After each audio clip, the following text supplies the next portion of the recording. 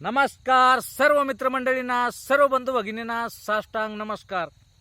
मित्रांनो, आजचा प्रसंग, आजचा व्हिडिओ असा काही तुमच्या समोर घेऊन यायचं ठरलं. प्रसंग वाईट आहे,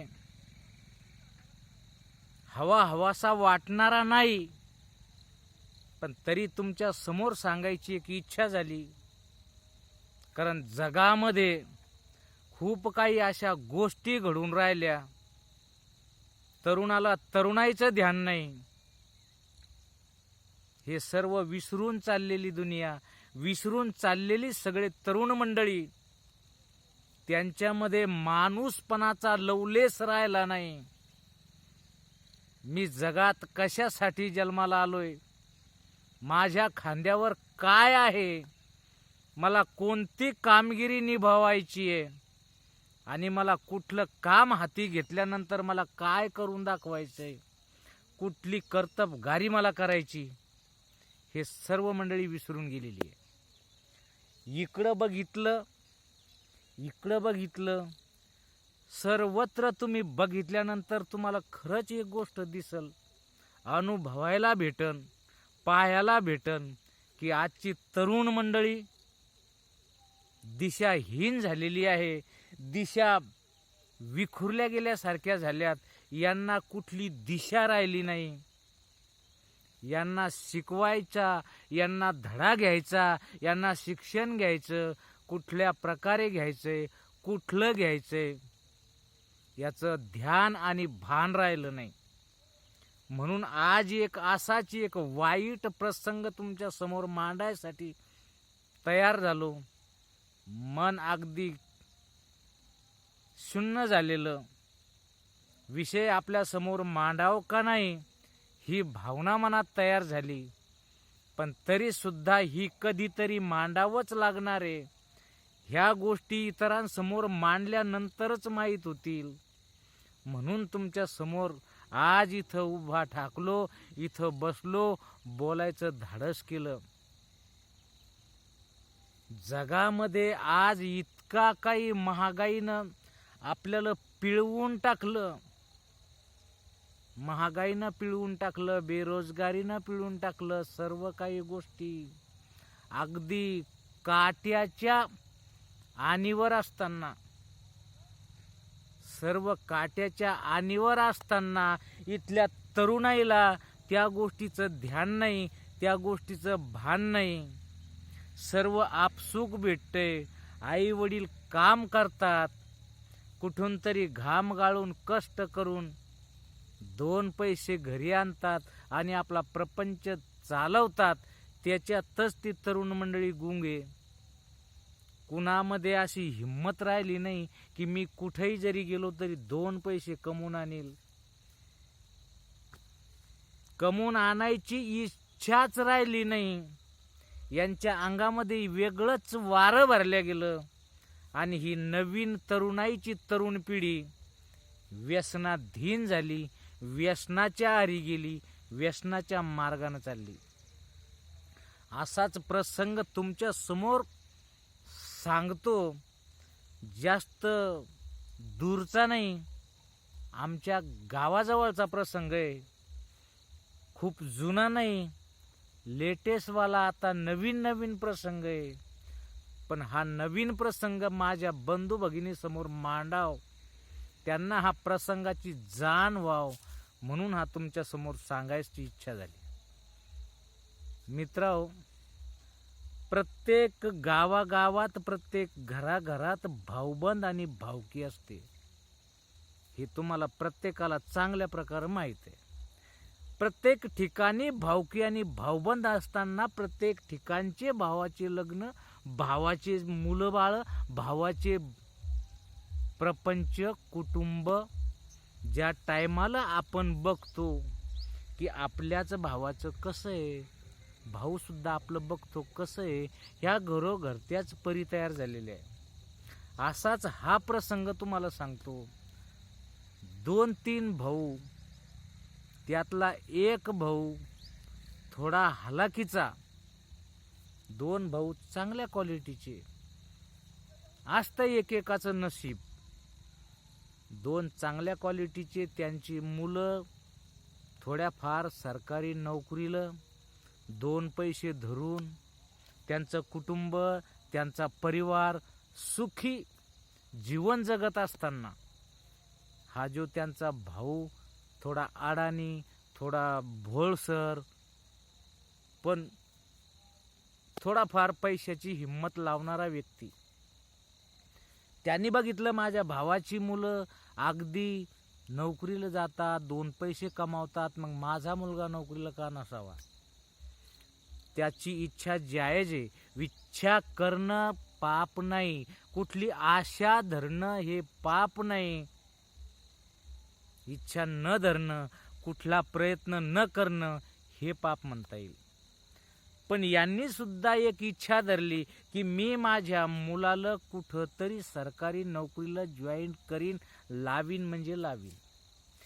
शिक्षणासाठी जो खर्च येईन तेवढा मी भोगीन, उचलील.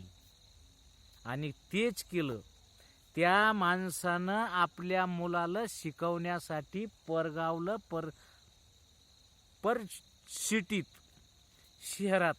शहरामध्ये शिक्षणासाठी पाठवलं.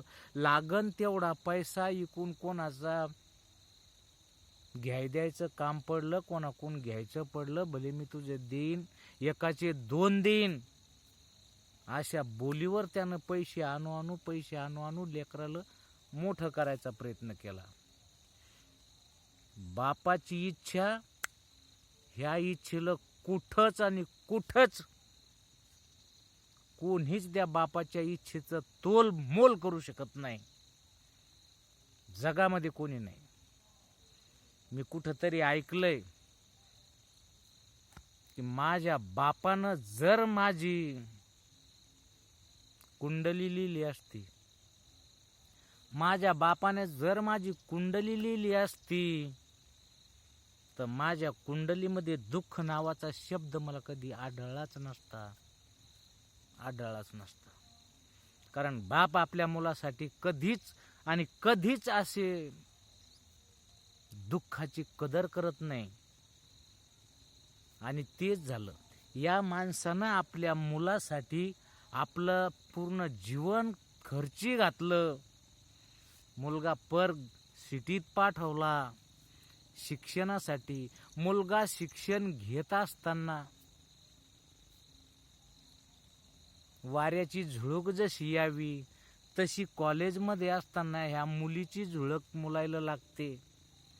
जे मुलं मुलीची झुळूक लागण्यापासून वाचले, वंचित झाले, ते मुलं मात्र नशेच्या झुळकीला सामावून घेतात आणि नशे पान करू वाया जातात.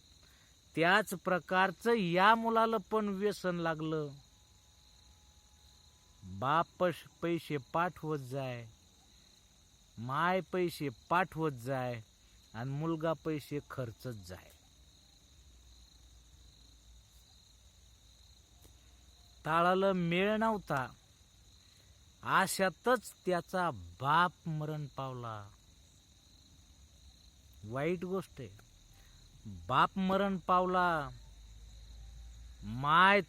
माईच्या हृदयासारखं हृदय जगात कुठंच नाही. ती माय सुद्धा त्याला सांगू लागली की बाबू जगाकड पाय, तुझ्या भावाईकड पाय, चुलत भावाईकड, ते कशा प्रकारे जीवन जगतायत. बाप तर गेलाय, वाटायला लागलाय मी आहे, फाटके कपडे लक्तर झाले तरी चालेल, मी नेशील, काबाड कष्ट करीन, पण तुला पैसे पुरवीन. तुझा बाप आणि माय आता मीच आहे. आणि खरंच त्या बिचारीनं काबाड कष्ट करू पैसे मुलाला पोचवले. पण नशेच्या आहारी गेलेला माणूस माघारी फिरणं खूप कठीण असतं. आणि तेच झालं. मुलगा खूप नशिला बनला आणि एक दिवस गाडीला मोटरसायकलवर असताना ठोकला. जाग्यावर सर्व स्तब्ध झालं. दी एंड. तुम्ही त्या आईच्या हृदयाची, त्या आईच्या काळजाची काय काय दशा असेल सांगू शकता? कुणीच नाही. या जगात त्या आईच्या काळजाची दशा सांगणारा माणूस आजपर्यंत मी तर म्हणतो जन्माला आला नसेल. की जिला एकच मुलगा, नवरा पण मेलेला, मुलगाच आपली म्हातारपणची काठी, आणि ती काठी पण आता मोडून पडलेली. जग सगळं तमाशा पाहायला तयार असतं. जगाला तमाशा पाहणं हात यायचा एक काय म्हणता येईल त्याला, की जग हे तमाशा पायासाठीच बसलेलं असतं. एखाद्याचा नाश होत असन, सत्यानाश होत असन, तर आवडीनं पाहायला जातंय. बरं होतंय, बरं होतंय हेच सगळ्याच्या तोंडात असते. जे चांगल्या वृत्तीने असतात ना, त्यांच्या तोंडात हे असते. त्या मुलाच्या अंतयात्रेमध्ये पाहिजे तशी लय राहिली नाही. माईनं रडून रडून ओढ बडवून बडवून 4 लोक तयार केले की माझ्या लेकराला खांद्यावर घेऊन चला. लग्न झालेलं नाही, मुंज्या कसा उचलाव, अडाणी मंडळी, अंधश्रद्धा पाळणारे लोक कसं उचलाव, त्या मुंज्याला कसा हात लावाव, सगळ्याला चिंता पडलेली. कोणी त्याला हात लावायला तयार नाही. शेवटी त्या आईनं लेकरू पाठीवर घेतलं. दादा, बिकट गोष्ट आहे. आईनं तो दारू पिऊन पिऊन वाया गेलेला, संकाळी सारखा काळी मुडी झालेला तो मुलगा पाठीवर घेतला. रोजानं खड्डा खोदणाऱ्या माणसाला खड्डा खोदायला लावला आणि स्वतःच्या हातानं त्याच्यावर माती लोटली. स्वतःच्या हातानं माती लोटली. मातीच्या हाड केलं लेकरू. बरं वाटतंय? हल्लीची ही जी मुलं, तरुण मुलं, बरं वाटतंय? त्या नाही बापानं, त्या बापानं बंदी हयात एका लेकरासाठी काबाड कष्ट करून बंद जीवन मातीत घातलं. माईनं बी फाटकी लखतर गुंडाळली. लेकरासाठी पैसा पुरवला. लेकरानं आज ही वेळ आणली. त्या माईनं कोणाच्या भरोश्यावर जायचं? कोणाच्या भरोश्यावर? म्हणून दादा हो, सांगणं एक आहे, आपल्याला 2 मुलं असतील, 1 मुलं असन, 4 मुलं असतील, प्रत्येकाला पैसा पुरवत असन ना, तर त्याचा ध्यान ठेवून पुरवा. मुलं वाईट वळणाकडे जात आहेत. परदेशात छाती ठोक सांगताय की माझा मुलगा अमुक अमुक ठिकाणी शिक्षणासाठी आहे, आणि लाखानं पैसा लावतोय मी. तुम्ही शिक्षणासाठीच लाखानं लावताय का त्याला वाईट वळणावर जाण्यासाठी लाख लाख रुपये खर्च करताय?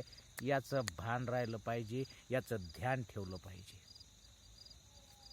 मी तुम्हाला सांगताना सांगायचा प्रयत्न करतो की दादा हो, आपल्या मुलाला अडाणी ठेवू नका. ही गोष्ट जरी खरी असली तरी शिक्षण मुलाला देत असताना या गोष्टीचं भान ठेवा की खरंच आपला मुलगा आपण पाठवलेले पैसे योग्यरित्या जिथं पाहिजे तिथंच लावतोय का? नाही तर आता इकून पैसे टाकायचं काम केलं जातंय, तिकडं मुलं पैसे काढतात आणि कुठं गमावतात याचा मेळ नाही. त्याच्यासाठी आपण ज्या क्लासमध्ये मुलगा टाकला असन तिथला फोन नंबर घ्या, ज्या कॉलेजला शिकत असेल तिथला फोन नंबर घ्या, आणि तिथल्या प्रिन्सिपल त्यांना सांगा तुम्हाला लागलेला पैसा, लागलेली फी वेळोवेळी जे जे तुम्ही ठरलेलं असेल ते पूर्ण आम्ही डायरेक्टली पेड करत जाऊ. आम्ही पेड करत जाऊ. पालक मंडळी, मुलाच्या हातानं पेड करून घ्यायची इच्छा बाळगू नका किंवा त्यांना सांगू पण नका की तुम्हाला या दिवशी, या 8 दिवसात का या महिन्यात तुम्हाला इतकं इतकं पेमेंट पेड करावं लागणार आहे. मुलाला सांगू नका. प्रिन्सिपल लोकायला माझी विनंती आहे, त्या क्लासवाल्या दादाला माझी विनंती आहे की तुम्हाला लागलं पालकाशी, डायरेक्ट पालकाशी कॉन्टॅक्ट करा की इतके रुपये इतक्या दिवसात भरायचे.